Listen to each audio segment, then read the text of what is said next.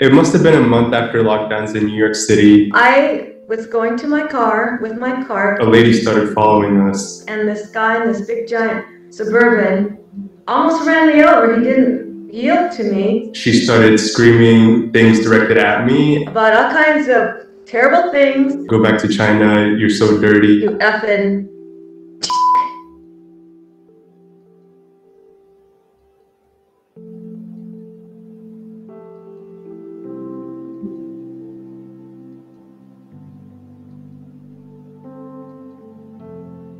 Ever since we moved here from Thailand in 1960, I've heard so many discrimination statements. We were told to go back to our country from our own pastor.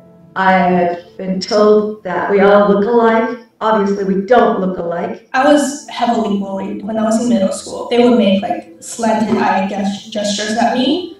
They would mock my accent. They would sexualize me. My former vice principal actually told me that it was a good thing. People are catching yellow fever. Growing up in Texas, some people being like, hey, you're like my first Asian friend. That's so cool. And like, of course it would make me feel uncomfortable, but I would be like, okay, like I see where they're coming from. Like they're ignorant. They're not trying to be racist.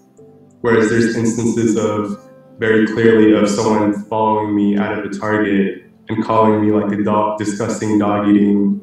And for me, that's like, there's no desire to see me as a person. There's no desire to get to know me. It's purely like, I've made up my mind about who you are, and I hate you for it. There was a period of time where I didn't want to be Asian at all. I wish I was like some other race, because it's just so, I feel so sick of being like, oh, sorry, my gosh, discriminated against. And back in school, actually, when I got bullied, that too, like the whole like Asian fever, it made me feel gross. Like I couldn't be comfortable in my skin. It really hasn't been until recently that I've seen friends actually text me or ask me about these things, and it makes me feel good and it makes me feel supported. It's also a very confusing experience because nothing much has changed for me. It's just that the media is covering it a little bit more and more people are talking about it. So while it's like I'm happy, I'm also a little bit confused of how to navigate that. When I became a United States citizen, I decided that I was going to be as involved as I can be and be the good citizen that I am. And I make my kids involved as much as they can. And so we're all proud to be Asian Americans. Just see us as we are. We're peaceful people.